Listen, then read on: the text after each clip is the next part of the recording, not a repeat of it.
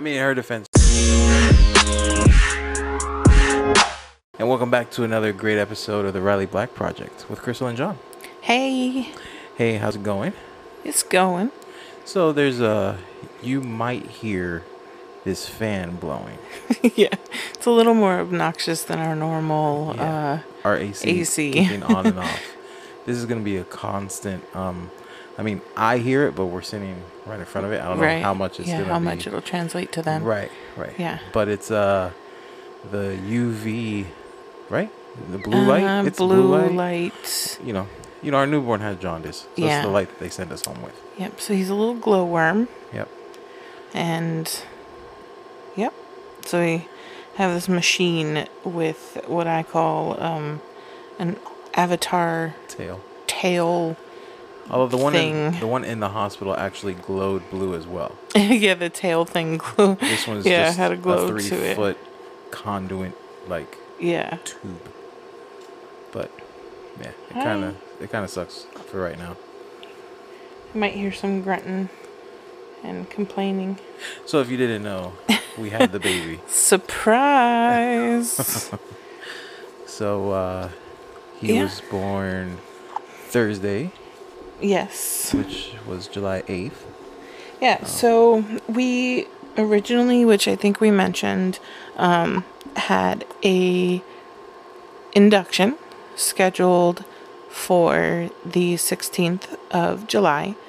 My sister, who lives in Colorado, was flying in on the 15th. Well, she's still flying in. She still is. But she was flying in on the 15th to take care of our son so that he could be at home in the comfort of his home, and so that we could control some of what was changing. I mean, obviously, with a birth, babies and stuff, you can only plan so much.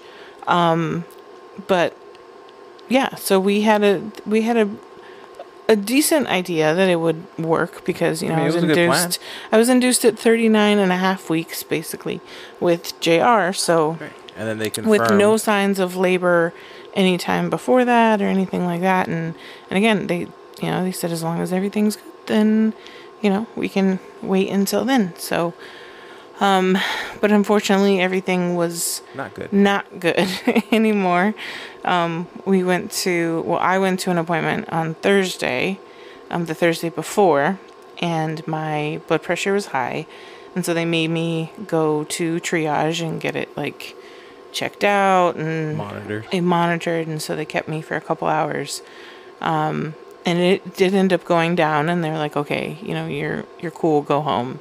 Just monitor it over the weekend. And so we did, and I did notice that my numbers were definitely higher than normal. They weren't crazy, nothing that was worrisome or that I needed to call the doctor for or go in for or anything like that. And did we talk about how...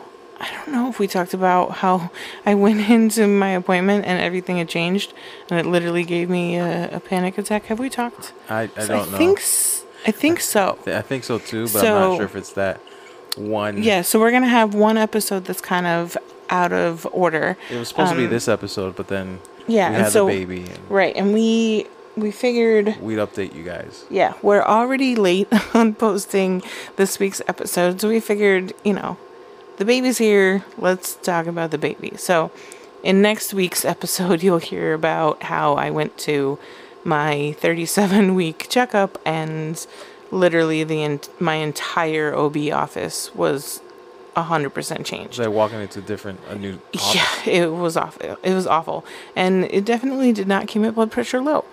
And so I just chalked it up to that on Thursday, and especially when it went down after a couple hours, it was like, oh, okay, well, it was just the trauma of everything changing at my OB.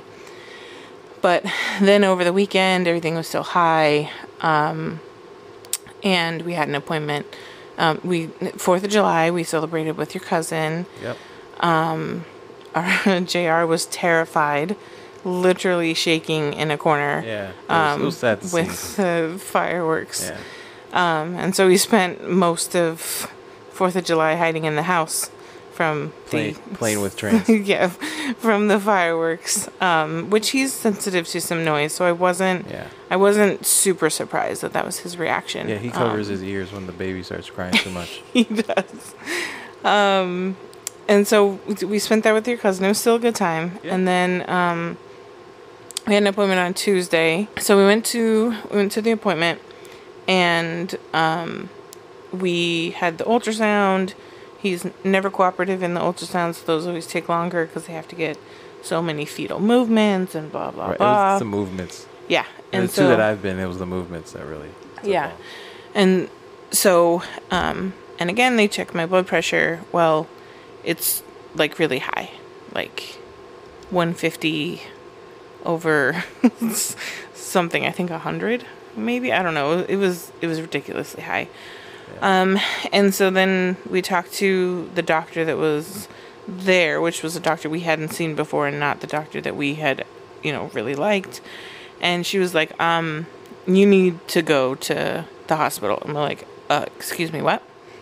And, right. We were literally, trying to rush out of there because we needed to go get JR from school, in order to pick him up on time. And it was just no, I'm not going today.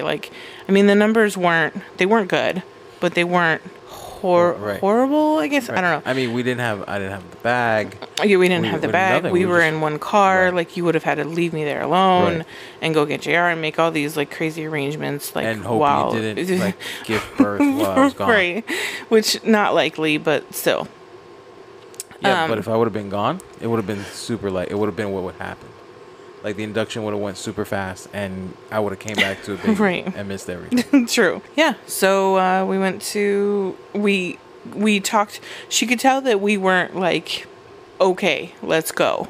Right. She was just your pressures were high last week. Your pressures are still high today, and I was like, okay, can we one more come back tomorrow? Can we come back later today? Right. we can't go right now. And she was like, what'd she say?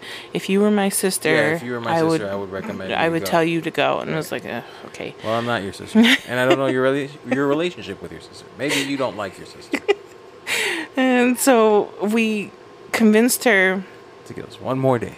Because we had an appointment already with the other OB at 9:15 in the morning. And she was like, okay, fine. Monitor it at home. If it gets anywhere above, I don't know what it was, you need to go in right. immediately. Okay, deal. So I monitored it every couple hours. I'm gonna text the doctor right now. Yeah, she was threatening. I'm telling the OB what happened and that I told you to go and that you don't want to, but that it needs to be checked again in the morning and right. Kind of give us a stern warning. And was okay, please be careful. And again, if it gets anywhere close to some certain number, go in right away. I was okay, fine. So we go home, we make some calls, we call your cousin, we get things set up, how are we gonna do this? Right. Is your mom gonna we had your mom pick him up and it also wasn't sure because if we would have went into that appointment, true, and things were down, fine, yeah, then we wouldn't have. I was still holding out. I knew it was unlikely, especially right. since they weren't going down at home. So we made all of the arrangements with who was gonna take JR and how and what, and we packed everything. Again, holding out this small glimmer of hope that it would miraculously be lower in the morning. They wouldn't really push us to induce, right. And that we could go with our original plan of the 16th of July. Nope. But yeah, so we go to a very frustrating appointment, and I guess in their defense, we were really late because we were struggling to get everything together. No, it's not their defense. their defense would have been, if the time we went. No, we were waiting. Wow. They came, they took your vitals. Yeah. And we proceeded to wait for another 2 hours. 2 hours. Yeah, it was bad. And listen, if we were there on time, it would have been 2.5 hours. Because maybe. The people that were in front were still in front. And the people behind were still behind. Like, it didn't matter what time. We just don't know that because we were 30 minutes late. I know. Listen, I know they were running super. We would have been waiting a lot longer had we been there on time. Yeah, but then we would have had something to stand on when yelling at them. But anyway, whatever. So it was a mess of an appointment. It was the first regular OB appointment that that John was allowed to. And he came back in the room when we finally got in the back in the room like 2 hours later. And then they asked him to leave because they said the room was too small. And that only added a whole bunch of salt onto the wound already. Anyway, they took my vitals. My blood pressure was high again. So I knew what they were going to recommend. And sure enough, they did. This time we had the bag. This time we had a bag. This time JR was with your mom. Right.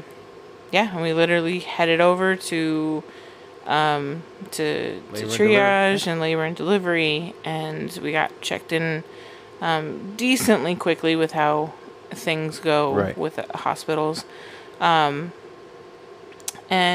yeah, so I mean, we'll give a brief summary, I guess, about delivery. I don't want to go because we do have some male listeners, and if they're even still here at this point.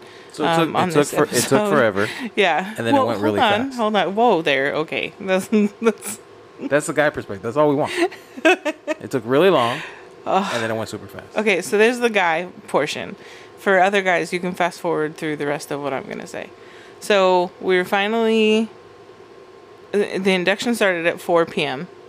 on Wednesday, right? Yes. Wednesday. It was very, very, very, very, very, very slow. Very slow. So by 4 p.m., we'll say 3 p.m. Thursday, I was still at the same, I was at only 4 centimeters, which you need to be at 10, and I was at 4. Right. And it wasn't progressing. And so much so, it was not only not progressing, he literally went higher instead of lower. The nurse said she's never experienced that before. He was literally running the opposite direction. Like, nah, I'm cool. I want to stay here. So, and also at that same point, we found out, 23 hours in, that I was only at a 4, that he went backwards. And at that same point, my epidural stopped working on half of my body. I could feel the contractions on the right side. Because you got it around 11-ish. Or maybe a little, yeah. I got the epidural 12 hours in. Your water broke at 11. Yeah. It was 6 a.m. I got the epidural, which was amazing because I was able to, both of us were able to get a bunch of rest. Yeah, that was and great. We needed it to prepare. Last time we got a bunch of rest. Right. So we were able to sleep and stuff. But yeah, then my epidural started wearing off on only the right-hand side. I was in horrible pain, and the pain felt like for nothing because I wasn't progressing. So I was getting really worried about having to have a C-section, or either having a C-section or potentially feeling everything. And neither of them were scenarios I wanted to happen. And then I had a stern talking to Mr. Jaxson in my belly and told him, look, you put me through enough. It's time to go. Get out. And let's do this. You're coming out no matter what. Make it easier on me. Don't make us come in after you. Exactly. And I think it worked because they checked me an hour later, and miraculously I was almost 9 centimeters dilated, and I had him 2 hours later. So, yeah. I mean, birth. So it was not great, but not horrible. No. I guess. He's jaundice. We've been dealing with that. He also had low sugar, so he was having to have his foot poked. Excuse me, I have the hiccups. He was having his foot poked a bunch. And I'm feeling okay as far as me. I'm doing all right. Some of the annoying pregnancy symptoms have gone away. And unfortunately, one of them has only gotten worse. And that's the carpal tunnel. The most important one. The one I really, really, really wanted to go away. And it hurts so much more. And trying to breastfeed a newborn with a hand that can't move in most directions without pain is fun, to say the least. So, yeah, the hospital stay wasn't horrible. No. We'll throw in some laser talk here, because this is a lasers and life podcast. Well, this is the life part. So the laser part was the baskets. Yeah. And the nurses really loved the baskets, and it was funny. They'd see the snacks at first. They didn't see like the stuff I made, which was the keychains and the magnets and the stickers. And they'd be like, "Oh, thanks, so nice of you, so sweet." And then they kind of look, and I'm like, "Yeah, there's like keychains and business cards. Stickers." Yeah, of course, business cards. Yeah, so there's like keychains and a bunch of goodies, and they'd pull out the keychains like, "Oh, that's so cool. Where'd you get those?" And I'm like, "Oh, I made them." And they're like, "You made them? What?" And so those reactions are always super cool. And then it's like they got the cool patient that brought gifts that she that she handmade. Right. So they were all really, really appreciative, and that we chose the right moment. Like, okay, like we really like this nurse. Right, we're gonna give it to her shift. I mean, there really weren't any. There were not any bad ones either, though. No. I can definitely say that there was no. There were some that were cooler. Right. But it doesn't mean that the ones that weren't cooler were bad by any means. Not at all. Yeah, we got really lucky. Yeah, just not as young, maybe. Maybe. Or, yeah, just not like. Yeah, because the one we really got along with was like more our age and a lot like us. Yeah, exactly. Yeah. But yeah, no, the nurses were all super amazing. The doctors were all really cool. Yeah, there wasn't like one person like, we're like, "Oh, don't like her." Right. And yeah, so that's the lasers part. They were all really interested in like, what it was, or like, what we do and that kind of stuff. The stay wasn't too bad. We were there until we were finally released Saturday. That was delayed a little bit because of this light blanket that he has to be on due to jaundice. We would have panel. Yeah, really. We would have been. I mean, everything takes forever to get released in a hospital. But we were supposed to be released sometime in the morning, but we ended up having to wait almost all day for we would have been this blanket. We would have been released after his controversial procedure. Right. But instead, we gotta wait for the blanket. Right. So, what was I gonna say? I guess we could mention the hardest part about all of it was our sad 3-year-old. And when I tell you, he broke our hearts, like literally into a million pieces. We cried. Yeah, twice. Yeah, it was hard to see. Like, I'd never seen him like genuinely sad. No, like, so he's cried angry, before, and it's because we took a toy away, or he wasn't listening. But he was trying. He was trying his hardest to be strong. Oh my God! So the first time we FaceTimed him, he talked to me, and he was like happy at first, and then like his face just changed, and he looked so sad, and I was like, something's not right. And I'm like, what's wrong? And he's like, nothing. He even like faded into the back. Like he could. Yeah, he like hid. Yeah, he hid in the back behind his cousins and tried to like. He was trying so hard not to cry, which made it even worse because it was like he was trying to keep it together. Yeah. Oh, the worst. It was so. It was horrible. It was legitimately the worst feeling as a parent. Yeah. Like, you question, like, what are we doing to him by having this second child? Right. And like, and what are we coming back? Like, is he going to resent this right? child? Have we traumatized him?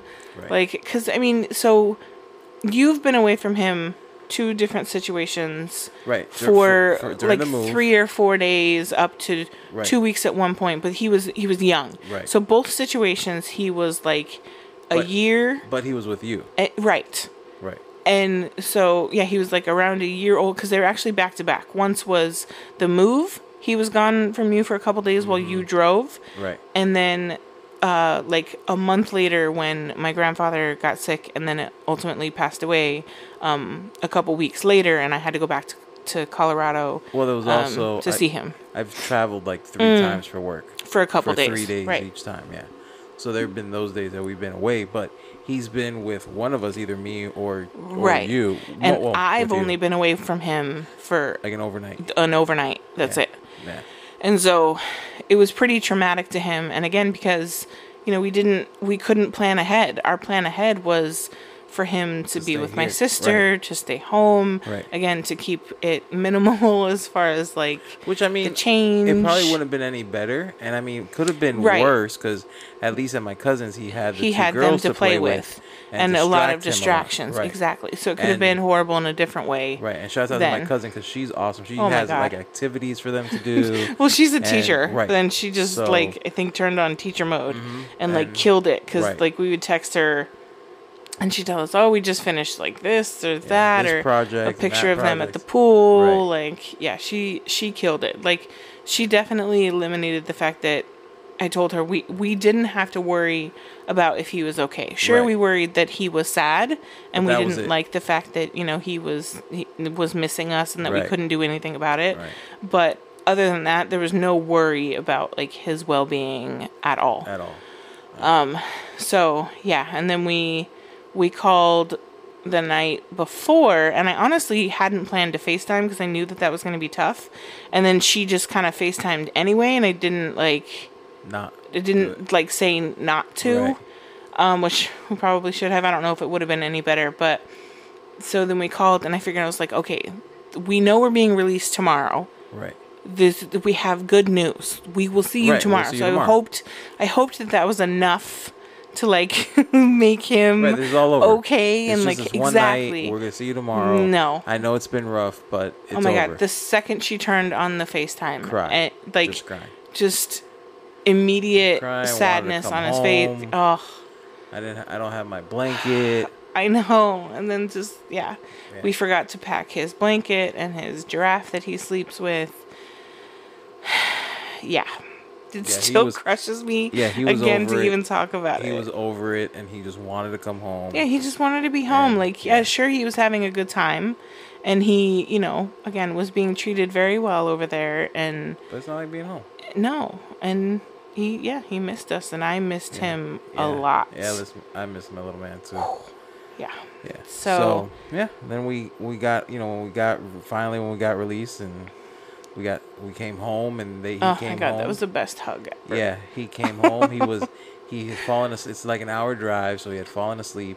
And so he was still a little groggy, but, getting out of the car. But I mean, seeing us, kind of like, you know, he was perked. And I feel like he gained, like I don't know. Maybe it was from holding holding this little guy and not holding him for 4 days or 3 days. And he's just like a kid. Like he's not a baby. He's a full-grown kid. Right. So he has like a little belly. Right. Yeah. And he had like some. Yeah. So he came, gave us hugs. He was so we planned so that it's not like we left the baby in the house in the bassinet. Bassinet. Like sleeping after a feeding, and we walked outside to greet him at the door alone, so we can see him, and then come in as a family to meet the baby. So that way, he didn't feel like he was like, you know, I don't know, walking in on a new family or anything like that. So just to have our time with him alone, and to kind of like, hey, you know, that sucked. Right. We love you. We're still here. Right. Let's go meet your baby brother that you know is coming. You know, because he was aware of where he was, because he would tell my mom when my mom would call that, oh, you know, that his baby brother's here. Yeah. And he was very excited that his baby brother was here. Right. which I was glad. I was worried that like him being away would make him like resentful towards the baby and like, oh, like you made it so that like like I was sent away. right, and now all the attention's on you, right, and not me anymore. Yeah, but he has been so he's been loving, so good. Almost too so loving, almost too much. We have to like the first tell thing him he like did don't put your hands on his face. Started showing him all his toy police car. Yeah, look at my train. His trains. He's like, he's not talking to me. Yeah, he had drawn or colored a picture for him, and he like threw it into the bassinet, and he got frustrated. Not frustrated, but he was like, he didn't take it, and we're like, oh, baby, he can't. You know, he's too little, but he really likes it, and so if the baby makes a noise, he's running over to go look at him. If he starts crying, he's like shushing him ever so gently and like rubbing, and gets so, when he does go over there and does it and the baby stops, he's so proud of himself. He's like, I calmed him down. He's been there for every diaper change, calming adorable. him down. He plays peekaboo with him to calm him down. He does. During the diaper changes. Yeah. He's been super loving to his baby brother. He's been amazing. Yeah, but at the same time, his behavior has been definitely a little spiked more, up. Yeah. Which makes it this difficult. Yeah. Because like it's a transition for him too, and I'm trying to be like sensitive to the fact that everything has changed a lot for all of us, but especially for him. Right. And I'm trying to like, you know, be sensitive to the fact that yes, some of this is, you know, him having to share us and the attention and all of that. I didn't tell you when I picked him up from school today. I got the biggest hug from him. Oh. Yeah, like he was so, and I mean, I hate, it kind of broke my heart because I didn't want him to think that like, you know, him being away kind of brought back those, I don't know, like, are you coming back today, tomorrow? You know what I mean? So when I saw him, he gave me a hug and he was like laughing, but I couldn't tell if he was laughing or crying. So I asked him if he was okay. He's like, yeah, I just wanted to give you a hug. Oh. And it was pretty, Yeah, so he's doing great, and again, I think that the minor, you know, annoyances and kind of acting out is to be expected. Yeah. Because it's not major. No. It's not major. It's just a shift in his behavior a little bit. It's not anything crazy. A little less listening. Yeah. He thinks a lot more reminders. Right. I think he thinks that there's a distraction from us. Yeah. So, you know, the baby's like distracting, so he could get away with a little bit more. Yeah. And he was not super strict, but you know, when you're not with mom and dad, you get, you know, you feel like you can get, but my cousin doesn't play that. No. So there were rules, and he had to kind of like follow those rules. He watches way too much TV at our house, way too much. Right. And there she watches no TV. Like watches almost no TV, and so you know he's constantly asking for the TV, and she's like, "Nope, we're gonna play this game or play this activity or this," and I'm not an activity mom. My creativity does not fall into that so much.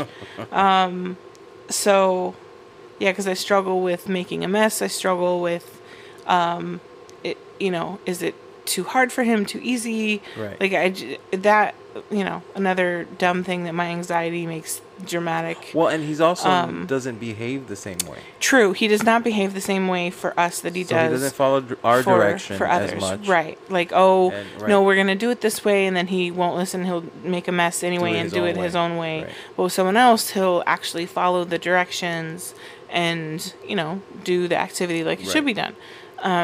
So yeah, he didn't get TV, and there's a lot of, but why? But why? But why? About, you know, the ways that they did things. I want to eat my chips on the couch. Right. She's like, nope, not in this house. Right. And here, he definitely gets chips on the couch. Yeah. And he ate all of her food, which is amazing, because here, like, it's like fighting an alligator to try and get him to eat anything but chicken nuggets. Right. And it's one of those battles that most of the time I just don't even attempt to fight. And there, you know, he sees them eating it, so it's like, oh, you know, I guess I'll eat it too. So it was, so he did good. And yeah, I mean, so as far as, again, the laser goes, so we got home Saturday. Sunday, we got settled in. It was so nice to sleep in our own bed on Saturday night. I mean, a little bit that we were able to. True. The 4 hours, 3 hours, I think, that we got. Right. So, laser hack. We have a newborn hack. Give them. Oh my God. Stop breastfeeding them and give them formula for one feed because they'll sleep the entire 3 hours. So he started before his next feed. So the first day he struggled with latching, and that was its own little beast. And then they wanted us to supplement with formula because his sugars were low. And so it was just kind of all over the place. I was like feeding, but then they also were like doing the formula, and then they were trying to get me to pump, and I was pumping, and whatever. It was this whole thing. And then what we realized in the hospital on the night before we were leaving was, so he wasn't feeding much the first day, and then the second day he was cluster feeding, which they warned us would likely happen. Yeah. When we were breastfeeding, he would feed every 30 minutes to an hour. When we gave him the bottle, though, the formula, he slept for 4 solid hours. And we're like, oh, okay, that's nice. You got the hack. I see what's going on here. Yeah, You're so getting formula at night we kind of have used that since we got home. Yeah.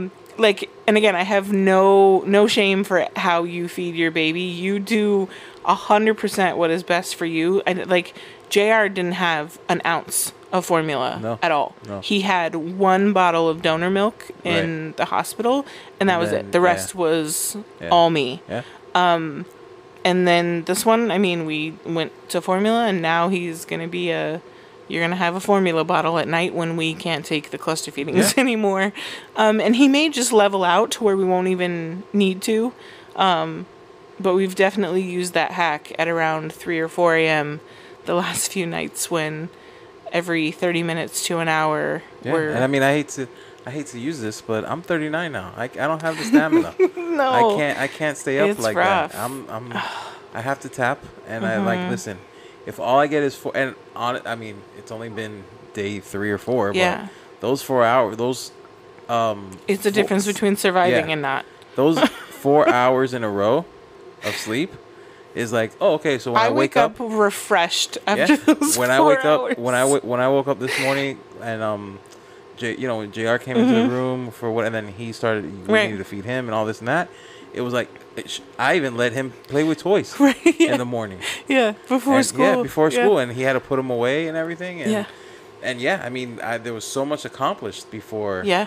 Before 9 a.m. Yeah. It's crazy, but it makes a huge difference. That formula. Yeah, it's definitely came in clutch. If you breastfeed him tonight and he sleeps through, then no formula tonight. Right, exactly. But if he does, But again, 4 a.m. I was telling you, I'm like, wave the flag. I was like, hey, you want me to feed him or are you gonna feed him? No, I'll feed him. I'm like, you sure? Yeah. I mean, I give him this formula, he'll be out. We tried I'll one do more. It. I'm like, all right, fine. And then I'm like, and then he starts crying. I'm like, you gonna feed him or am I? You feed him? And then I like, tapped. Okay. Okay, that's what I'm talking about. Come get this. But I mean, he surprised me too because he was only drinking 20 milliliters. Yeah. And he crushed 2 ounces. Yeah. Last night, just escalated real quickly. Yeah. Yeah. So I think that's our story. Yeah. I mean, we're doing okay. It was, let's see, how many days is today? 4 days? Yeah. And I did actually do a little work today. Nothing crazy. I told you she was gonna do it. She said she wasn't. I said you're gonna sneak in there in between feedings and stuff. I totally did. Well, and here you are, day 4. You snuck in some work. I have snuck in 0 work. I am gonna enjoy my 3 weeks of parental leave and do 0 work. I mean, it was probably like a total of like an hour, if that. I think. So I had a couple orders come in on my website of the Keychain Thingies, through the weekend. And again, I've given everybody a whole bunch of warnings and like heads up of like, hey, just in case there might be some delay. But some people are literally like strangers and they don't know that I just had a baby. And they weren't tough orders. They were quick ones. So I only had 3 orders, and so packed up those 3 orders, and I think it took me, I don't know, maybe it took me, 5 10 minutes. I don't know, 15 minutes tops, I think. And then I had one thing I needed to work on too was this. I didn't cut it yet, but I finished the like mock-up of the design. My best friend Courtney needs a cake topper for a birthday coming up this next weekend. And my original plan was to do it now and get it out by, today or whatever before having the baby. Oh, right. And then the baby had other plans. And so now we really need to get it out. And, she was 100% like understanding like, hey, if you can't make this, by all means, I'll get a cake topper from Amazon.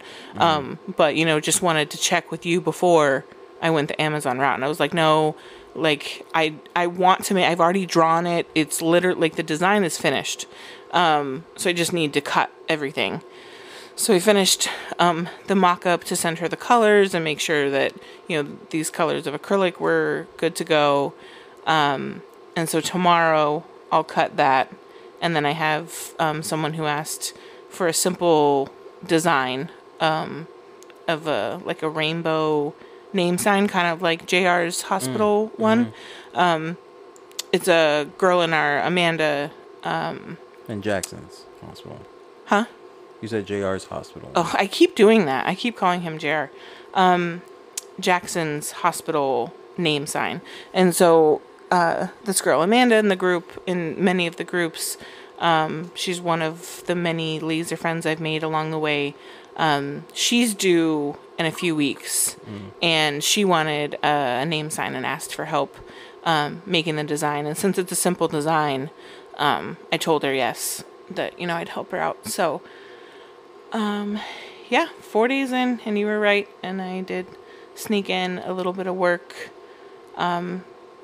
It's hard because I feel more normal in some ways. Right. Some ways I don't. You slept on your stomach last night. I did. It was fucking amazing, can I just say.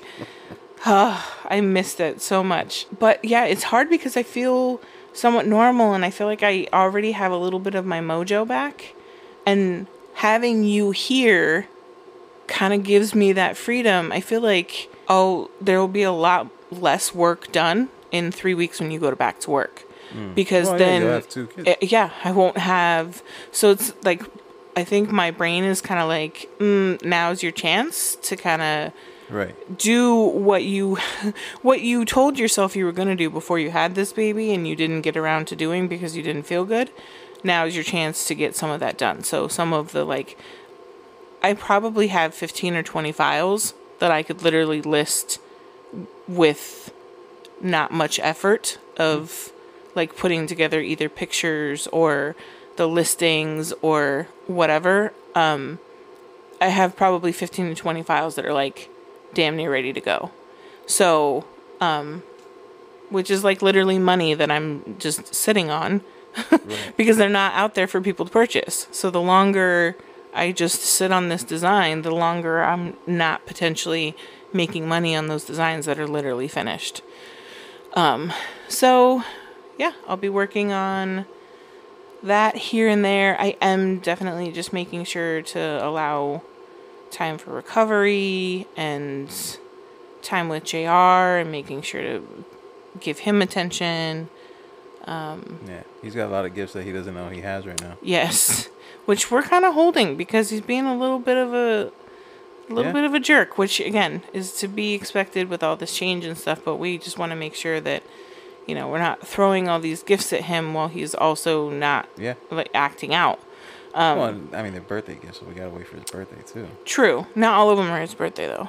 Well, some of them are other stuff. But yeah, so his birthday is in a week. Yep. A little over a week. Yep. Your birthday was Sunday. Yeah. And that was definitely celebrated a little bit differently because we had just gotten home from the hospital.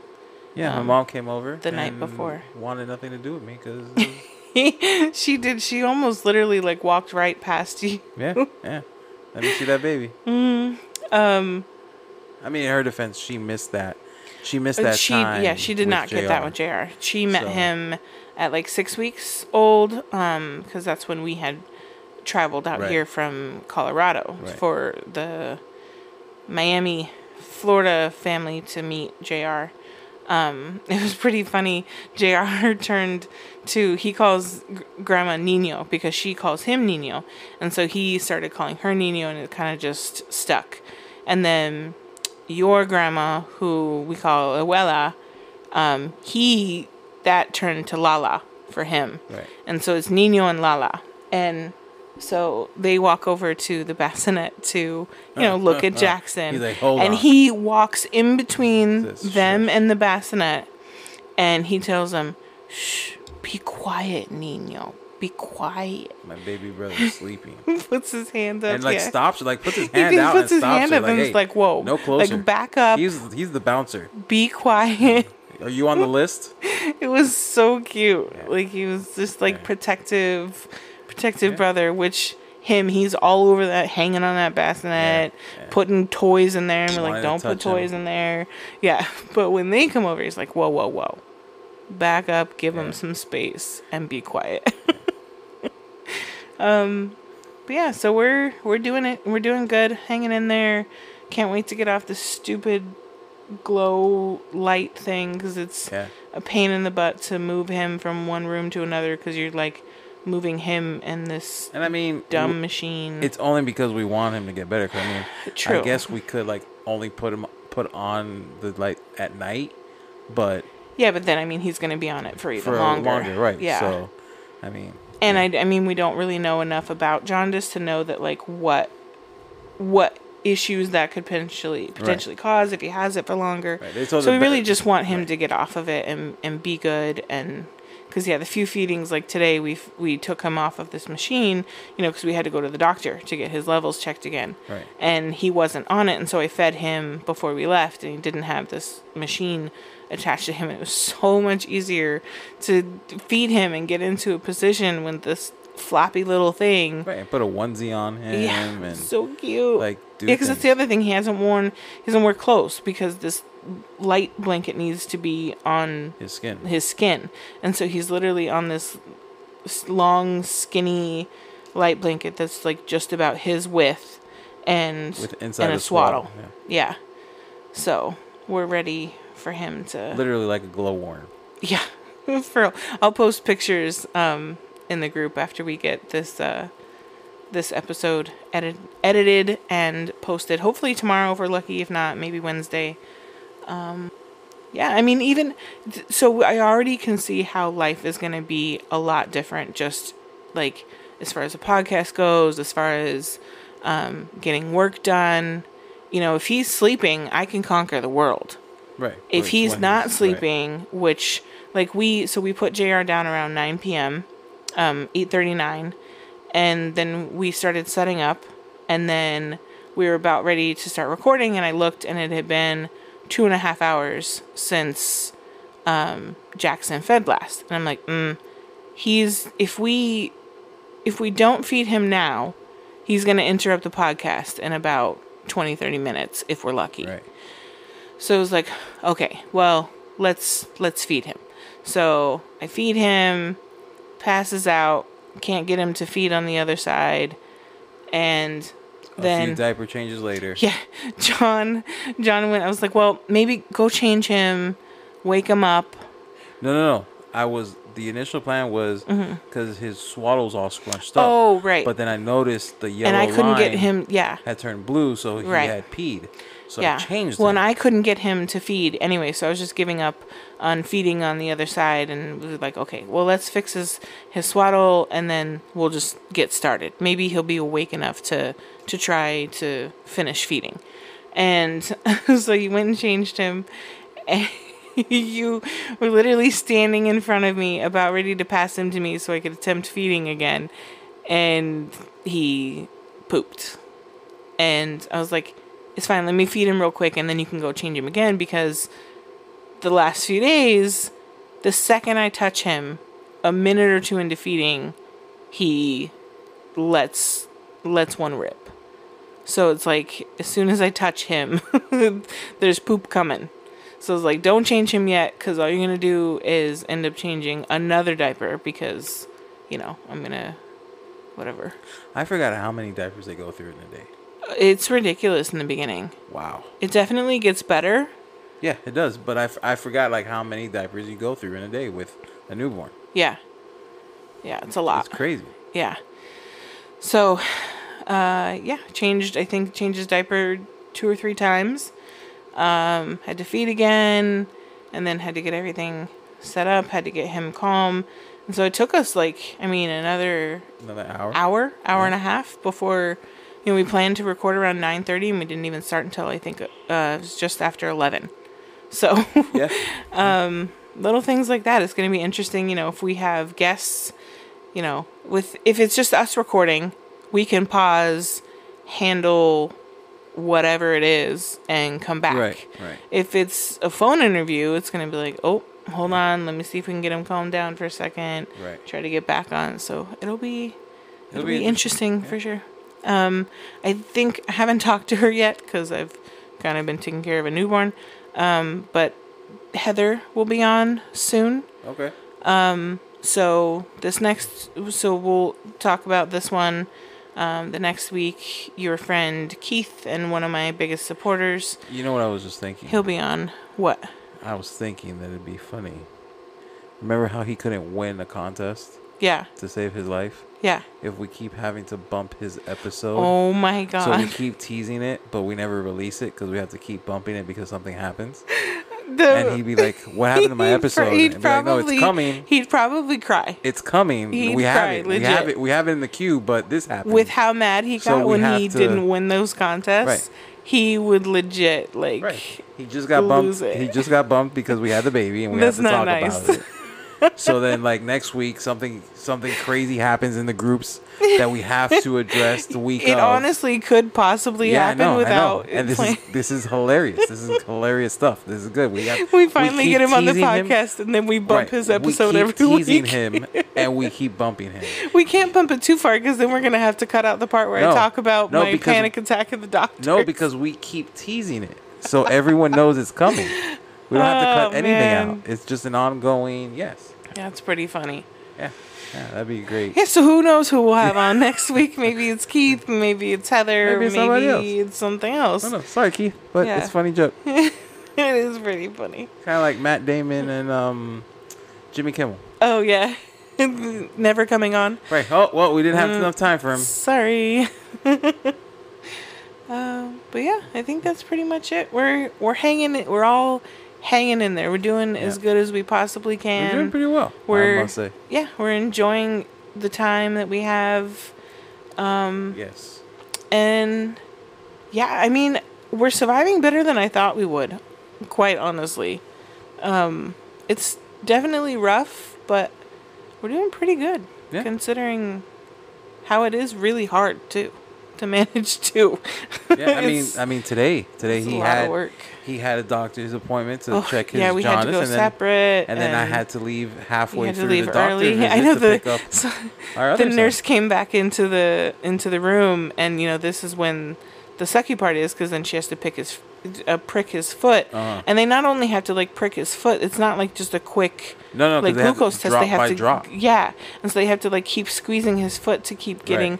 And he's so little and these tiny little feet, and only so much blood is coming out, and she kept having to it's literally a drop at a time. They don't need much though. It was quite a bit considering not much was coming out. She was struggling to get it out, and it was funny because she walked back in and she was like, where'd Dad go? And I was like, oh, he had to go pick up our son. He was like, and she goes, yeah, perfect time for him to duck out now. she was kidding, but it was. She better be kidding. I was there for everything else. No, now that we're on that subject, I do need to give you a quick. I do. Let me do it. There was a moment there when one of the nurses walked in. And I think she was one of the nurses that gets the vitals and would bring water, ice water, whatever little miscellaneous things you need. But she was the vitals nurse. And so she came in at one point to get my vitals, and she goes, where was I? You were right there. Oh, yeah, I was holding it. Yeah. You were doing skin to skin. And I think that's what tipped her over. And so we were told that the skin to skin actually helped balance the sugars. He was battling his temperature at one point. So he had a bunch of minor annoyances. He was too cold at first, so I had to warm him up. So we did skin to skin. Yeah. He had to go under the little heat lamps in the nursery, and then we got his temperature under control. And then they're like, his sugars are too low. And so then we had to get the sugars up, and then, so it was testing. And did you know when he went to the thing and like you like kind of got a break and like took a little nap and I took a shower. After my shower, after I came out of the bathroom, you were like knocked out. So I snuck out of the room. Okay. To go see him. No, you told me. Oh, okay. You told me that you went to the nursery that was like right down and they let me into the. Yeah.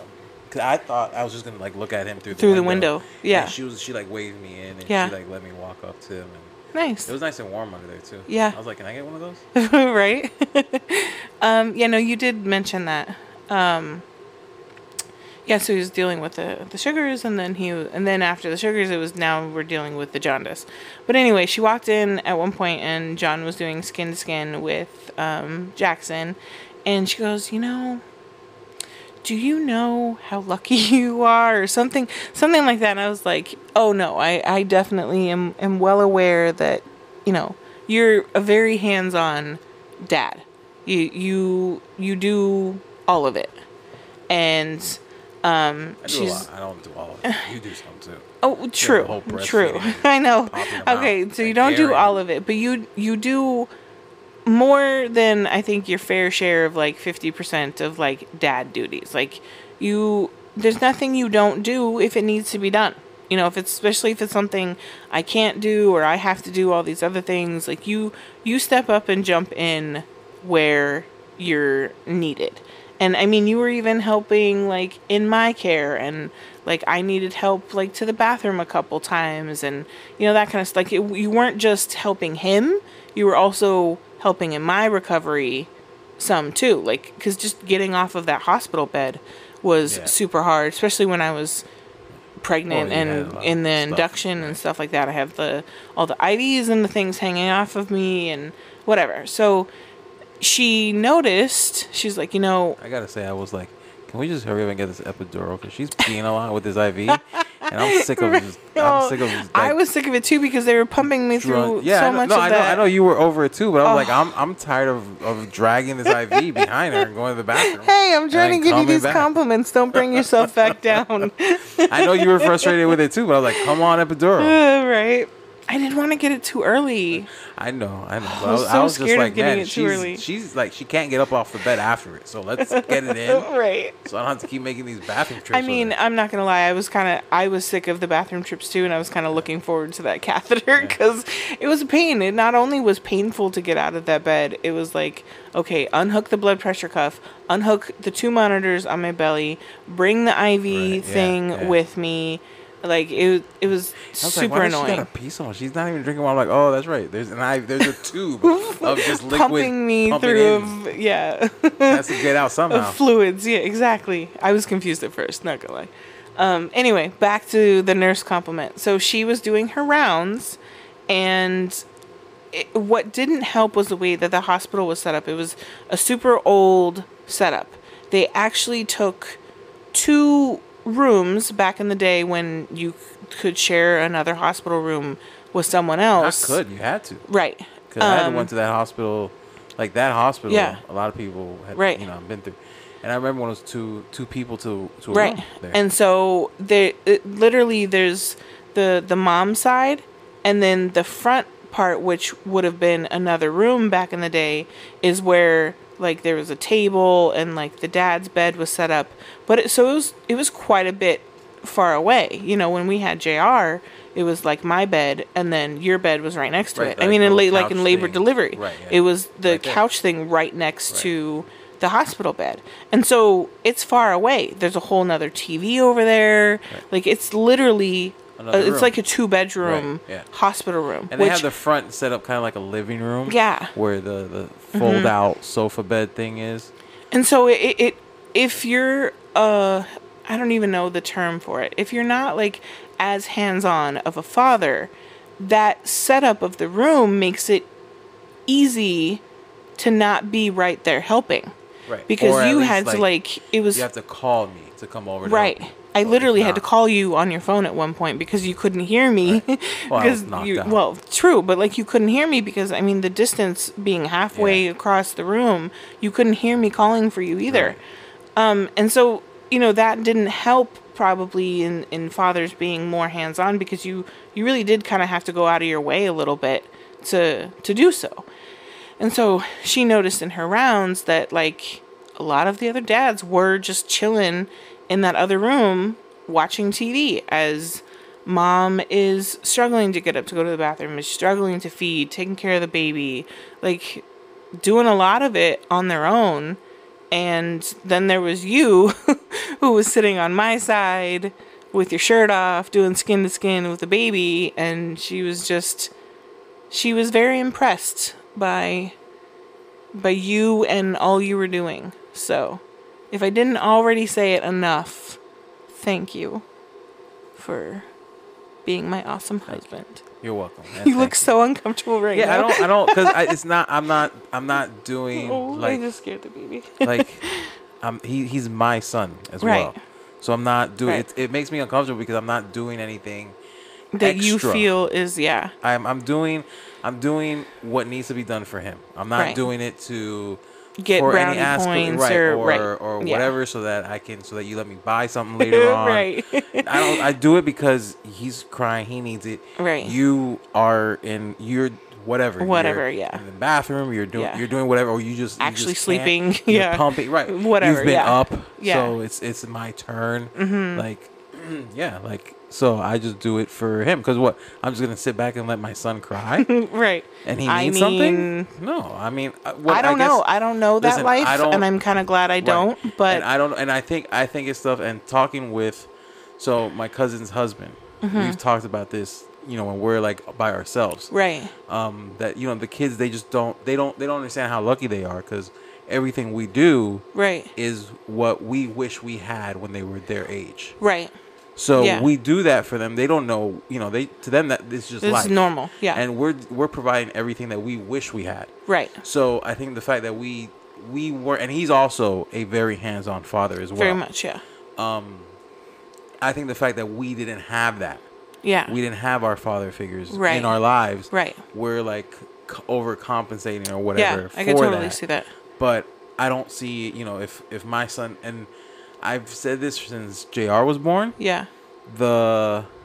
Being a father now. Yeah. I understand my father less and less. Right. And my mom more and more. Right. I don't know what that means about either one. But yeah. No, it makes sense. I just because you just don't understand how he could. Right. Which is the reason why I don't even. Yeah. I choose not to have a relationship with him because it's like I don't the little I did understand. I understand less now that I'm a father. I understand less. Exactly. So yeah. Well, thank you to your dad then, because for doing the job he did. He fucked up so bad that he made you so good. So, high five for good dad. Right. So does that mean that I'm hindering JR and Jaxson? So should I leave? I don't know. So should I leave? So all right, I'm gone. Bye, guys. No, you get right back here. I think what you're doing is like what they call breaking the trauma cycle or breaking. Right, you're setting a new example and not having to set an example of what not to do. I'm just doing what I think is right. Yes, and I mean if you look at our kid, the first one. That's weird to say. The first one. Not if you look at JR, he is the sweetest little thing. Yeah, sure, he can drive me absolutely nuts. I mean, it's the two extremes, right? He's totally a Sour Patch. But we've done good, and even your cousin kind of gave us that. Like, he's a good kid. Yeah. So we're doing something right. Yeah. So let's keep it up. Hopefully we're teaching him what, a father should be and not, having to teach him what I know it's going to be hard going do. back to work. Oh, it's going to be hard for all of us. Yeah. He's gonna get. I'm pretty sure we're all gonna cry. He's already real. Like, he has not mentioned like me going back to work or why I'm not at work. He's just like, I'm not. As long as I don't bring it up, it's not gonna happen. So every day he asks, "You work today? Do you work today? Right. You stay home? You don't work today?" He has not asked that at all. He has not asked that since we've gotten back home. Right. And we've talked about like going to the park and right. We should probably start preparing him now for the fact. Let him enjoy this week. He was just away for a while. That's true. Let's wait till Angie comes into town. And, and then we'll be like, hey, listen, Daddy has to start going back to work soon. Yeah. Not now, but soon. Maybe that following week we can have Angie on the podcast, my sister, and hey, we got another Keith port again. See, Keith, it's not just me. I mean, I guess it was his idea. So if it really does happen, you can blame your best friend. I think we should do that. But yeah, so it's gonna be rough on all of us when you go back to work. But we're gonna enjoy this 3 weeks the best we can, and hopefully stay on top of our podcast and maybe be back to normal. If we miss next an episode, week, if we post late like this one, you'll know why. Yep, it's because life has changed. We're still a lot. We're trying to get our schedules mojo back and getting it all together. So hopefully you like the life part of this podcast as well. There was a little bit of laser sprinkled in there too. See, and that's another thing. If we bring Keith in the next episode, there's no laser. Like 2 weeks in a row with no laser. I feel like we need to add a laser back to back. Yeah, we can't have him next. Man, the fact I can't wait for everyone to hear about Keith's research on lasers. He did his homework. My man did his homework. He did some homework. No, the grade that he would get on said homework. He did the homework. Wrong assignment, but he did the homework.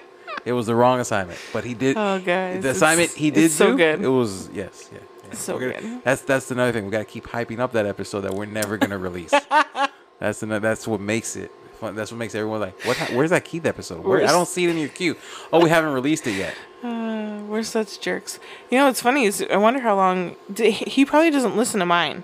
I don't think he listens to my podcast. No, but he'll go to look for his name. To see if it's been posted. Like when it's been posted, and I think after a while he'll notice. Yeah.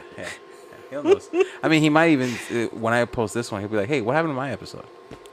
Oh, we had a bumpy, bro. Sorry. The baby was born. Oh, Angie was in town. Well, we had 2 in a row that had nothing to do with lasers, so we needed a laser one to bump. But don't worry, you're next week. Man, the Facebook group went crazy, and we had to address that right away. Oh, he is in the Facebook group, though, I think. No, I mean like the Facebook, one the laser. Yeah. Some drama happened, so we had to address that right away. So you're next week. Mm-hmm. Yeah. I got all my excuses ready for him. This has to happen. All right. Well, I think I can't keep these yawns down anymore, and it's midnight. So let's go attempt to see how many hours of sleep we can get tonight.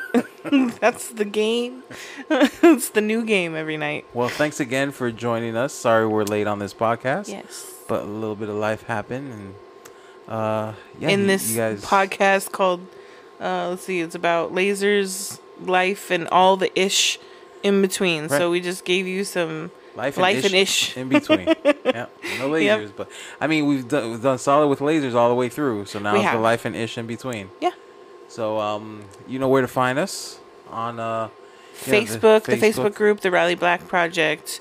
We're on Instagram now. I'm trying to get a little bit better about being more active on Instagram. My Venmo is listed if you want to give us, a little donation towards the podcast, buy us some diapers. I don't know, just throwing it out there. We'll be working on the Patreon part of our podcast soon. At some point. Someday we'll get around to that. But yeah, you know where to find us. You know what to do. Keep listening. Give us some reviews. Give us some likes. All 5 stars, of course. And that's been another great episode of the Riley Black Project with Crystal and John. Bye. Mamie, we're all done.